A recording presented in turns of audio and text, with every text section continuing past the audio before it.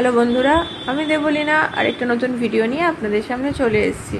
তো বন্ধুরা, আগের পার্টে দেখিয়েছিলাম ভিডিওটাতে যে আমরা পলাশডিহার দিকে বেড়াতে গেছি। তো ফেরার সময় যাওয়ার সময় তো আপনাদেরকে ভিডিংটা দেখিয়েছিলাম। এখন আমরা ফেরার সময় গান্ধী মোড়টা দেখাচ্ছি। এই হচ্ছে আমাদের গান্ধী মোড়। আর ওই যে আগে যে ইয়েটা দেখলেন, ওটা যমরাজ আর একটা খুব মজার একটা স্ট্যাচু করা, তাই আপনাদের সাথে শেয়ার করলাম। এই যে আমাদের গান্ধী স্ট্যাচু, গান্ধী মোড়। আমাদের তো এটা ইস্পাত নগরী, তাই জন্য সব জায়গায় দেখতে পাবেন। আর এই মাঠটা এটা সার্কাসের মাঠ। আর এইটা হচ্ছে আমাদের সিটি সেন্টার যাওয়ার রাস্তা। আমরা এখন যাচ্ছি 54 ফুটের দিকে। সোজা গেলে এনআইটি কলেজটা পড়ে। তো আমরা এখন টার্ন নিয়ে নেবো বাঁদিকে, দিয়ে আমরা 54 ফুটের দিকে ঢুকে যাব। 54 ফুটের দিকে ঢুকে গিয়ে আমরা যাবো, ওদিকে একটু কাজ আছে।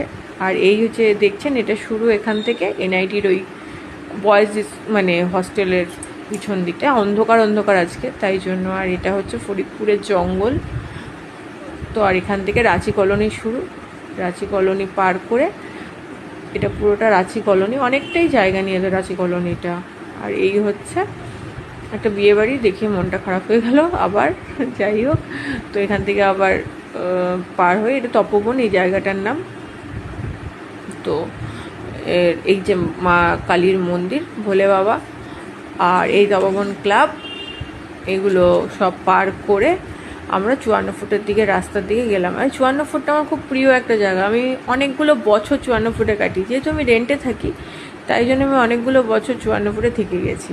তো আজকের ভিডিওটা এই পর্যন্তই। কেমন লাগলো জানাবেন। ভালো লাগলে একটা লাইক কমেন্ট করবেন প্লিজ। আমার চ্যানেলটাকে ফলো আর সাবস্ক্রাইব করতে ভুলবেন না। টাটা।